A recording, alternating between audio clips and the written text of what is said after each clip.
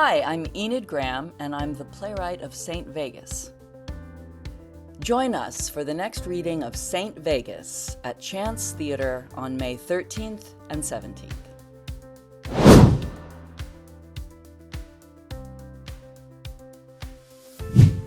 A young boy and his single mom are living in 1980s Galveston, and they create a perfect microcosm together. And what happens when you throw two strangers into the mix?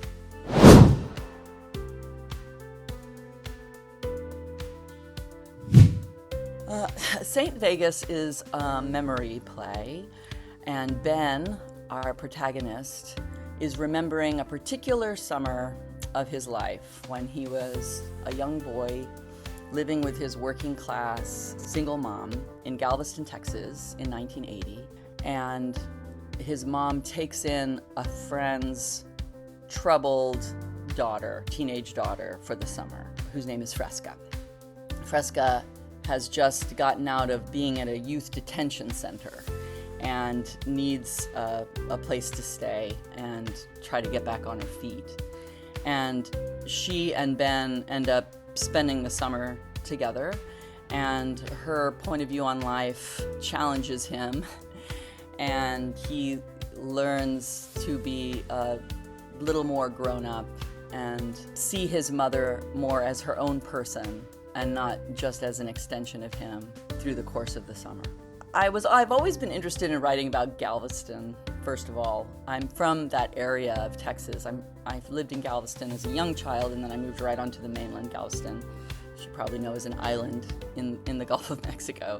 It's a very weird and wonderful place. I love Galveston, and I always feel like it would make a great setting for a play or a movie or something. It's a very evocative, interesting place, and I feel like it attracts kind of unusual types.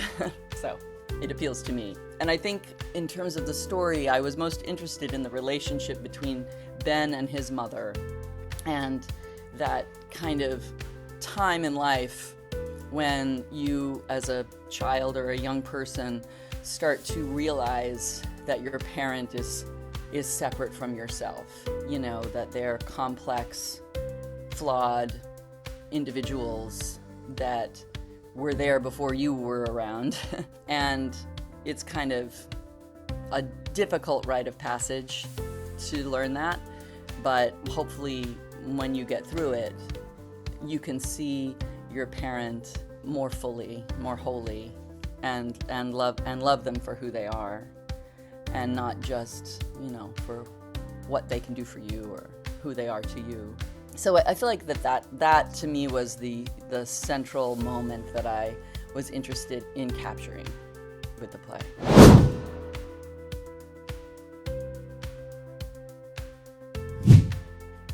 When you write a play and you've got a young teenage boy and then into the house moves a teenage girl, I think that probably most audience members would assume that it's going to be a romantic or sexual coming-of-age story.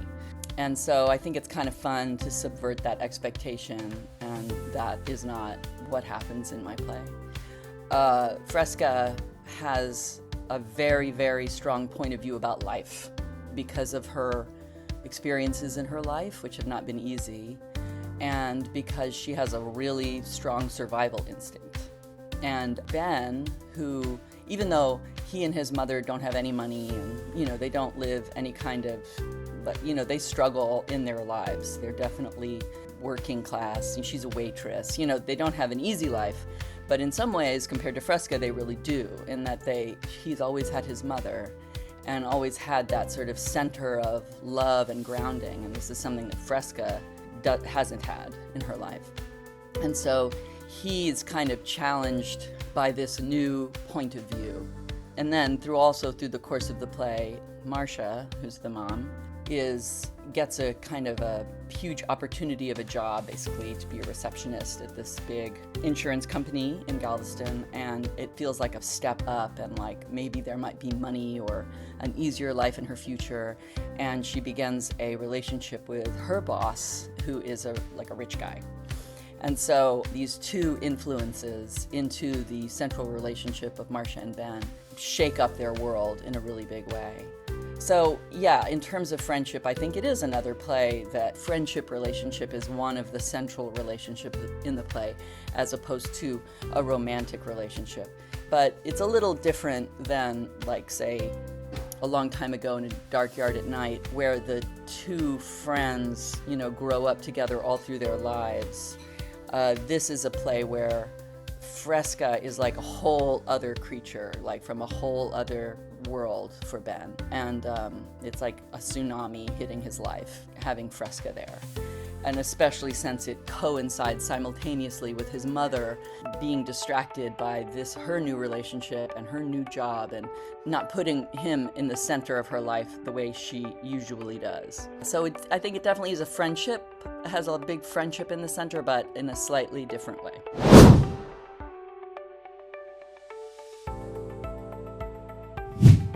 Yes, I did write it for my son, mainly because he's a young actor. He just started at the Juilliard School in the drama division this year. He's a wonderful actor. But when I wrote the play, he was still in high school, and I knew that he was doing lots of scenes in high school with his classmates, and that they were always looking for scenes that were about young people and with young people in them. So more than trying to capture some relationship between me and him, he grew up in New York City with two parents that are actors. It really couldn't be more different than what's in this play. I wanted just to write scenes that were like really fun and would be fun and challenging, that would be teenager scenes. So, sometimes just to get myself to write, I'll give myself a little challenge or a task, because it'd be one thing if I was like, the member of a theater company and they were like, Enid, when is your next play? We can't wait to put it on. But no, lots of times I'm just writing for myself and for my own amusement. And so I have to come up with something that gets me excited and gets me going. And that was the thing in this case. None of my plays are autobiographical at all, except for that they all are, in the sense that, all the characters and all my plays are kind of probably just various versions of me, or things that I've thought, or things that I've wondered about, or experiences that I've had sort of like through a prism. None of my plays are directly autobiographical in the sense like, oh, this is what happened to me one summer in Galveston, or this is what happened, in my family. Not at all. But like I say, they are not autobiographical at all, and they are completely, if that makes any sense. Then, after I completed my play, I thought, oh, now it's not really right for my son anymore, because he's too young. Because the play is a memory play, and so the actor who plays Ben is not a teenager.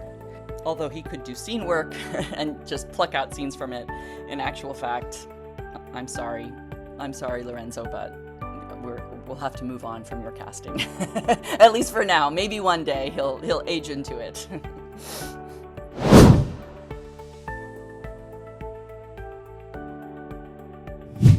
One is an abandoned postcard, misdelivered postcard.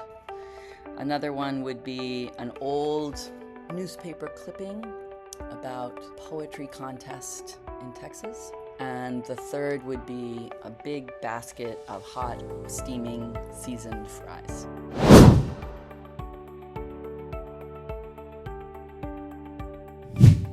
Yeah, I wrote this play and I brought it into my writing group, and I heard some writers read it and got their sort of thoughts and feedback. This is when I just finished it. And then I did have some time go by, and I hadn't still never heard actors read it. But then just recently, a small theater company here in New York read it, and so that was very fun and illuminating. And in the course of that reading, I made some cuts. Mainly, that's what I did. And so it's still very new to me to hear actors read, because I've really only heard actors read it one time. I'm excited for this opportunity at the Chance, because this one is kind of a neat slot, because I'm going to get to rehearse it, and then we'll have a reading, and then we get to rehearse it a little bit more and another reading. So, you know, always at these workshops at the Chance, I learn a lot, really interrogating my play with the actors, you know, wondering to myself, okay, what did I mean by that? Like, they're asking me now, I'm not sure. Let me figure out what I meant, or what I think this moment is, or, you know. So I always learn a lot in rehearsals and make some changes and cuts and alterations. And then you learn a lot hearing it in front of an audience, but this time I'll get to take what I learn in front of an audience and still have a couple of days to maybe implement that into the play for the second reading. I feel like I have a lot to learn about the play, and it'll be really fun to have that extended workshop process with it.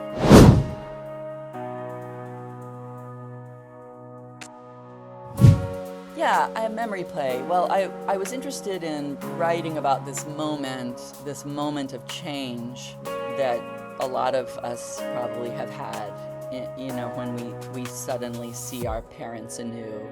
And then it seemed like it would be helpful to have him be able to comment directly about the experience of going through that change. Also, I wasn't so crazy about wanting to having to cast a very young person, like, you know, in the center of the play. That's just more complicated to have to cast somebody who's, you know, really 13 years old. So I thought, well, maybe he could be older looking back.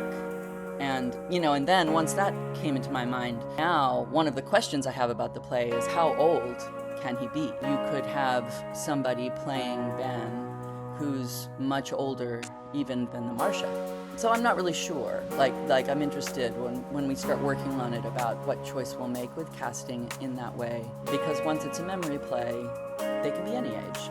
Also, I just had never written a memory play before, and I thought that would be fun to try.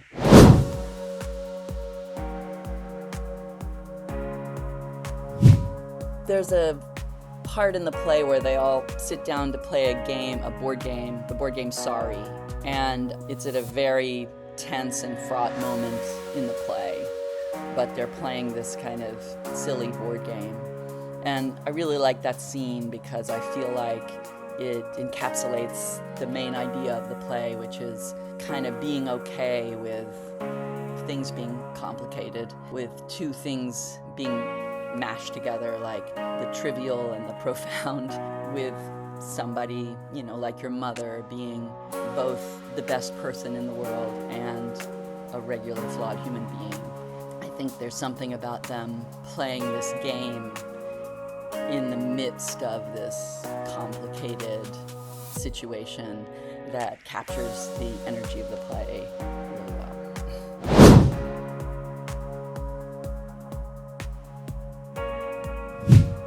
Well, these days, my mind has really been taken over by Titus Andronicus, which is a play that I'm acting in right now in New York City. It's been really, really fun to work on, and part of the reason is because I'm really looking at it with much more of a playwright's brain than I ever would have in the past. You know, I'm kind of just exclusively thinking of plays I'm acting in as an actor.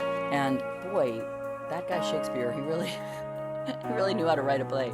And I feel like, you know, even this crazy play is so brilliant. And, you know, I feel like I've learned some real playwriting lessons that I hope I can continue to take with me. Like in Titus Andronicus, he makes incredibly exciting things happen right away in the first scene. He takes characters from one place as far an extreme to the other place as possible. And he's not afraid to play around with tone, you know, like he'll put the most serious, horrible, horrific thing right next to a joke.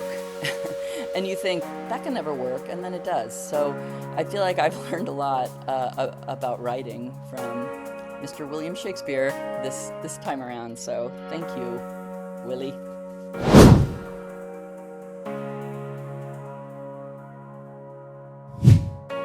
like one thing that I've been doing a lot more lately that I never used to do, it probably has something to do with my age, is I'm like getting all crazy about plants, house plants, doing cuttings and having them sprout into separate plants and enjoying watching them grow and bloom and making my little New York apartment like a tiny little garden.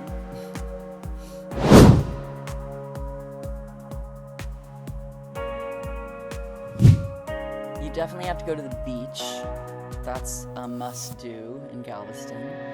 And then after you get really hot and sweaty, because it's always hot, and you're kind of sick of the beach, then you go to the Strand, which is the historic district in Galveston. It's like a slight touch of New Orleans.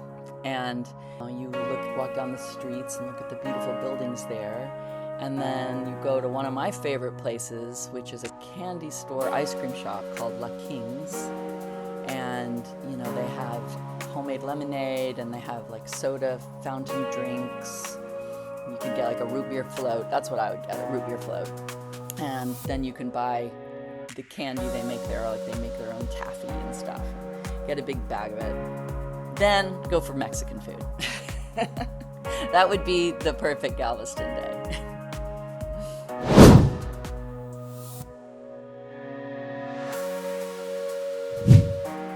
I hope people leave the theater thinking about how they can love the people in their lives, flaws and all, even as they're complicated, even when they kind of let you down, even when they are self-destructive, that maybe we can find a way to see those things about them and love them anyway.